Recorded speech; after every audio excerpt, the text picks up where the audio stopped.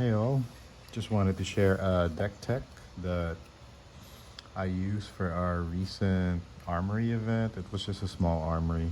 It only had 6 people, but still.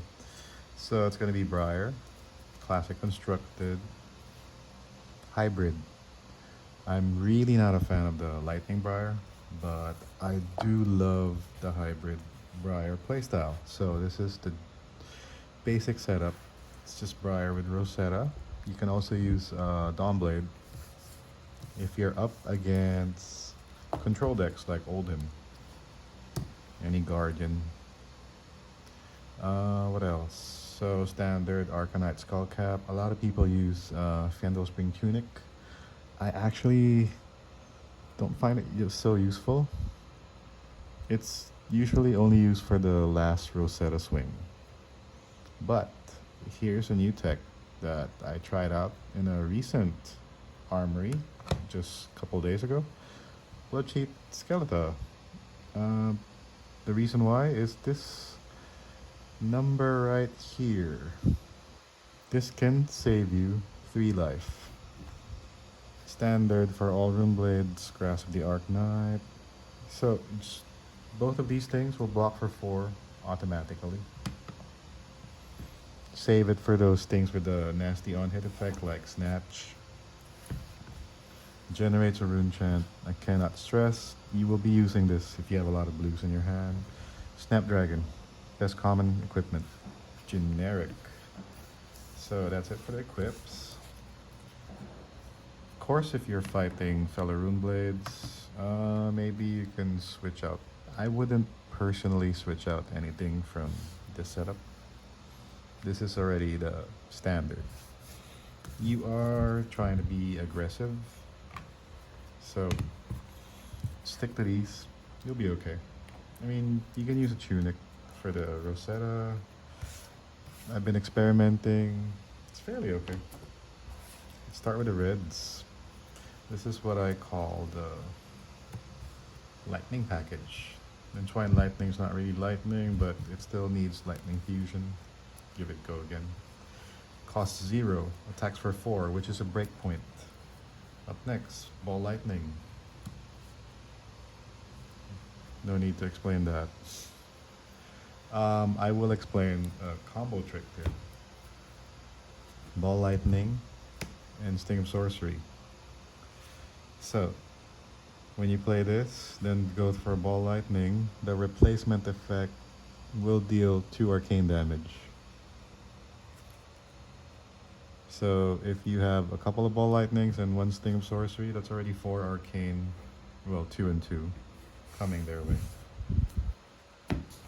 Up next, Lightning Press and Lightning Surge.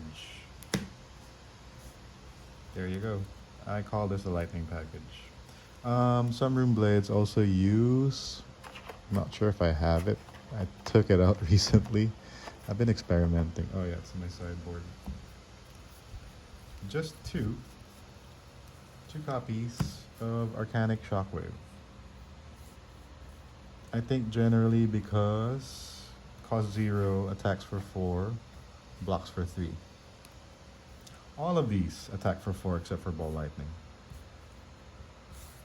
But I've been trying to play without it. It's only two copies.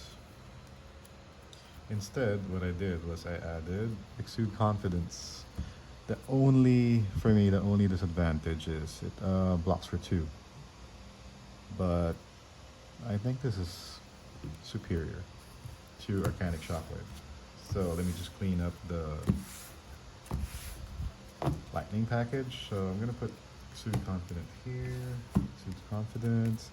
Then we got the generic Ravenous Rabble, Snatch, Scar for a Scar, and of course, E-Strike. This is your attack package. All of them attack for 4. In the case of Ravenous Rabble, 5, and Lightning Strike 5, but Ravenous Rabble will reveal the top card. Usually it's a red, so it'll be attacking for 4. All of them, once again, are free. So this is actually kind of like the Cheerios Briar. The reason why it's called Cheerios is everything is 0. Everything's free. So all of this, the generics and the lightning, they're all free and they're all red. Usually all attacking for 4. Of course, you're not a Rune Blade if you don't play your non-attack actions, and that's Plunder Run, Sonata. I think I only had space for 2 Bramble Sparks. This is actually based off, I think, the Polish national champion. And this is where the hybrid in Hybrid Briar comes from. Channel Mount Heroic. It adds +3 to all attacks. So all of those 4 attacks will become 7 attacks. Usually would go again. These are the non-attack actions. Also all red. This is really, really worth it. Channel Mount Heroic, you can string together 4 actions, each with +3. That's nasty. It's just pure evil. So what do we need for Channel Mount Heroic? We need blues. That comes into Sting of Sorcery. Also, if you notice, Bramble Spark also combos well with the Ball Lightning, giving you 2 arcane damage. So, Sting of Sorcery. Okay, another combo. Force of Nature. If you have a Channel Mount Heroic in play, on your next turn, if it's still in play, play Force of Nature. If an attack action hits with a higher base, and thanks to Channel Mount Heroic, all of your stuff will have higher than its base attack, you will be drawing a card. If you draw Scar for a Scar, has go again, attack for 7, draw a card. Draw another one, play it, draw a card, attack for 7, draw a card. You get the idea.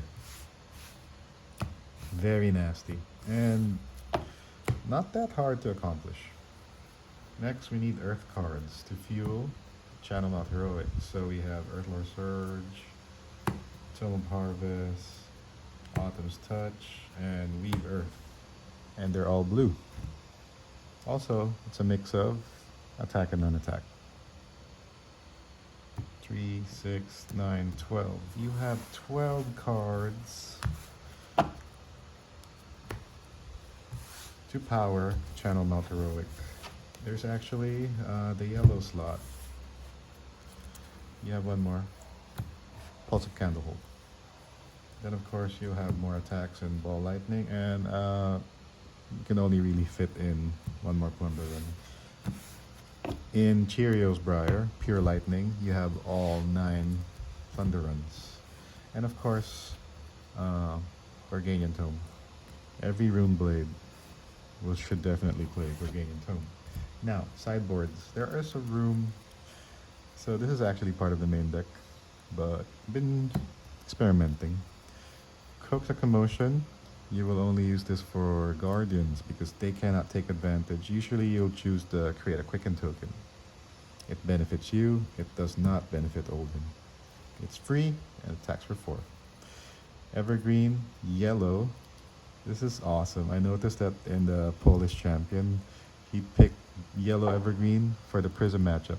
It's yellow for the Library of Solania and base 6. So that's really all there is to it. Plus it's an earth action. Of course, for Prism and for ninjas and warriors, Command and Conquer, put them in. Maybe just a couple. And there's only slots for limited number, Sigil of Suffering, just 1 for the mirror match, or for ninja too. Normally, Cheerios Briar cannot afford to use the null rune, so this is really effective. And it pushes damage. So I've actually used this to great effect in tourneys. I scored first place in the first armory and then second place in the most recent armory. And that's it for the deck tech. See you all next year.